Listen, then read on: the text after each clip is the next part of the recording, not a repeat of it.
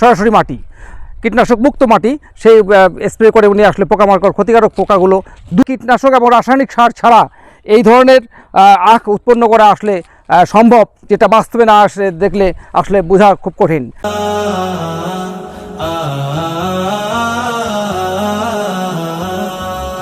দর্শক শুভেচ্ছা নেবেন। আমি এখন দাঁড়িয়ে আছি ঠাকুরগাঁও জেলার পীরগঞ্জ উপজেলার ভারত ঘেঁষা সীমান্ত এলাকায়, সেই রনশিয়া চন্দ্রা এলাকায়। এই এলাকায় একজন কৃষক, তিনি বিষমুক্ত, রাসায়নিক সারমুক্ত এবং কীটনাশক মুক্ত কৃষি আবাদ শুরু করেছেন। প্রায় 2 বছর ধরে উনি সেই আবাদটা করে আসছেন। বিভিন্ন ফলের গাছ রোপণ করেছেন, বিশেষ করে ধান এবার আবাদ করেছেন, যেটাতে কোনো প্রকারের কীটনাশক দেন নাই, কোনো প্রকারের রাসায়নিক সার ব্যবহার করেন নাই।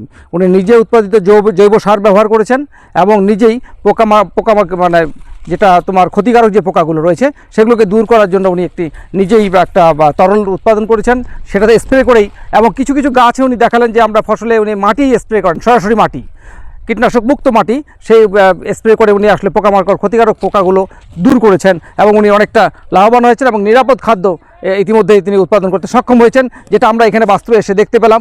এখানে আমরা দেখতে পেয়েছি যে ফিলিপাইনে একটি কালো আখ রোপণ করেছেন, একটি চোখ উনি শুধু রোপণ করেছিলেন একটি জায়গায়, সেখান থেকে প্রায় 5টি আখ হয়েছে এবং এক একটা মোটা এবং এক একটা আখের উচ্চতা হবে প্রায় 15 ফিট, যেটি উনি আমাদের জানালেন। আসলে আমরা দেখে অবাক হলাম যে কীটনাশক এবং রাসায়নিক সার ছাড়া এই ধরনের আখ উৎপন্ন করা আসলে সম্ভব, যেটা বাস্তবে না আসলে দেখলে আসলে বোঝা খুব কঠিন। আমরা অবাক হয়েছি যে আসলে সম্ভব। এই মাটি আমাদের সোনার মাটি। ধন্যবাদ সবাইকে।